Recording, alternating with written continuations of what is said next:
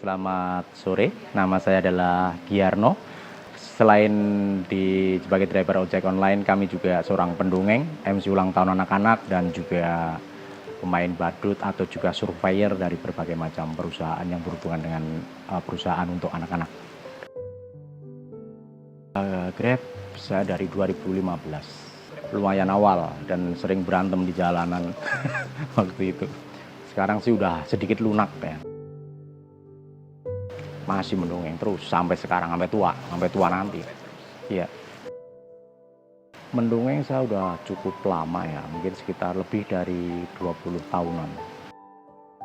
Sebetulnya berpatokan pada buku, tapi setelah kita terapkan langsung kepada anak-anak mendengarkan dongeng kita tuh ngantuk. Jadi saya merestorasi dongeng saya itu dengan bagaimana kita berinteraksi dengan anak-anak, dengan boneka-boneka, dan kami juga menyediakan hadiah gimmick untuk mereka yang cepat berinteraksi dengan kami pendongeng gitu.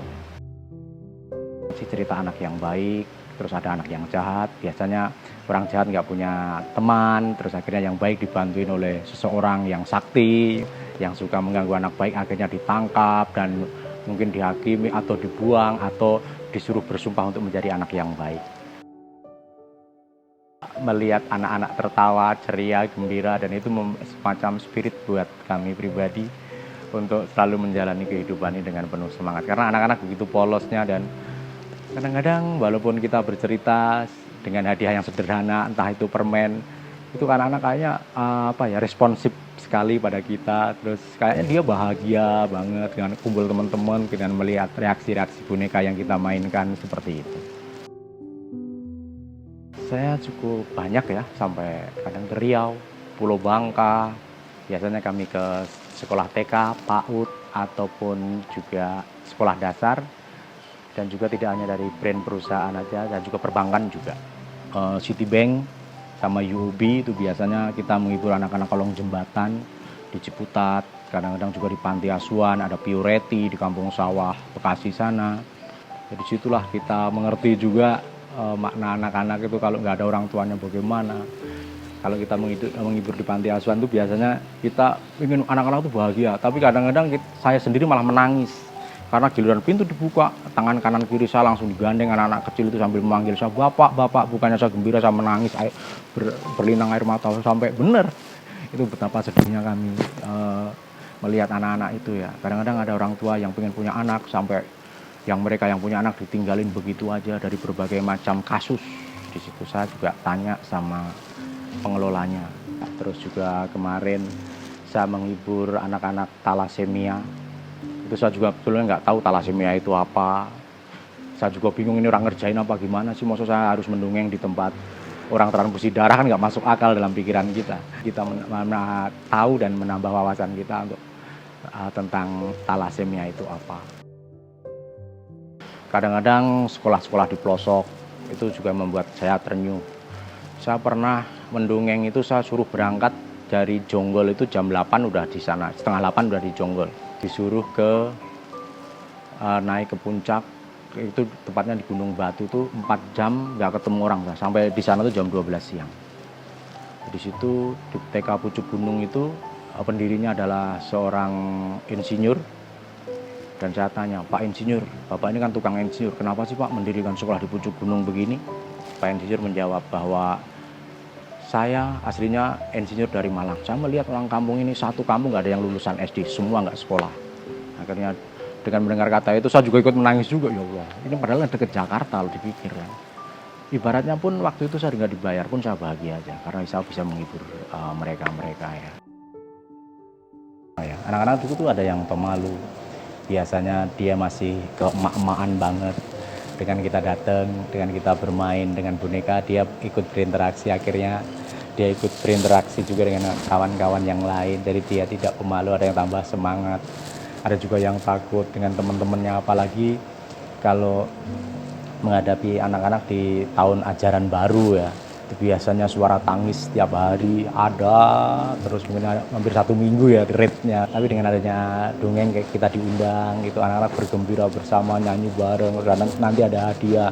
Jadi anak-anak yang takut dan pemalu tadi juga ada tergugah, teman-teman sedekah dapat hadiah loh, kenapa sih enggak, mungkin begitu ya. Dengan adanya dongeng juga itu bisa merubah karakter anak-anak yang biasanya penakut menjadi pemberani, dalam artian berani bergabung sama teman-temannya, berinteraksi, bermain.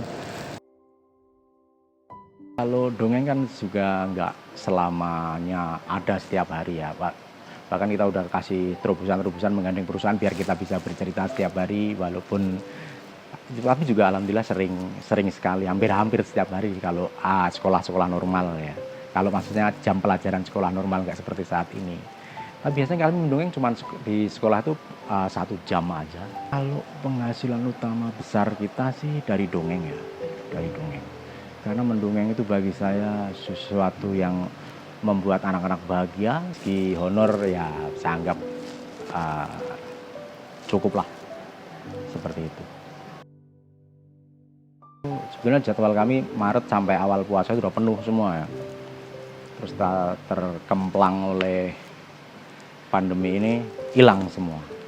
Semuanya hilang. Dan saya pun kontrak saya dengan Mattel. Mattel itu pemegang brand dari Thomas and Friends. Itu juga mengontrak saya selama satu minggu, selama 1 tahun sebetulnya. Itu baru tampil 2 kali, sekarang cut. Entah kapan lagi kita mulai juga belum tahu. Ya, kita sudah sangat berhemat sekali ya. Gimana caranya? Kita sudah semacam ya adanya dapur berkah meringankan beban biaya makan kita juga. Tapi kita dengan online pun juga tarikannya juga berkurang. Jadi semua serba berbalik. Jadi yang kita prediksi jadi hilang semua. Jadi yang kita program jadi lenyap semua. Karena kita harus berpikir, tapi bagaimana juga? Karena kita juga semuanya nggak hanya sendiri. Biaya bayar kuliah anak juga terlambat. Semua jadi kacau balau. Kalau suasananya sudah bisa normal semua pasti bisa bangkit ya. Yang penting kita bertahan dengan kemampuan kita mengisi kegiatan kita yang bisa kita isi. Contohnya seperti kita online, umpamanya online ya, kita penting kita keluar rumah dulu, ada ya kita angkut, ya ada ya kita dengan sabar. Habis bagaimana lagi ya.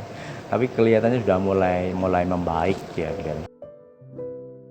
Dari itu di Jalan Damai Raya ini saya tahu ini ada tulisan dapur berkah. Dapur berkah itu apa sih? Gitu. Dapur berkah itu adanya pemberian makan gratis pada hari-hari tertentu, bisa berhemat ya dengan adanya dapur berkah ini. Untuk uang makan kita itu pasti biasanya kita beli jadi nggak beli ya, seperti itu. Dan itu saya rasa juga banyak dirasakan oleh teman-teman online yang lain. Terutama kami mengucapkan terima kasih banyak kepada donatur dapur berkah yang telah memberikan ide cemerlangnya, langsung memberikan bantuan kepada masyarakat bawah yang membutuhkan, walaupun dengan sebungkus nasi, berkah buat kami dan berkah yang memberi. Dan itu pun sangat kita harapkan sekali. Mudah-mudahan berkelanjutan dan berkesinambungan terus. Terima kasih. Melalui dapur berkah, 10.000 yang kamu donasikan dapat memberi makan 1 orang. Depan hapus beban.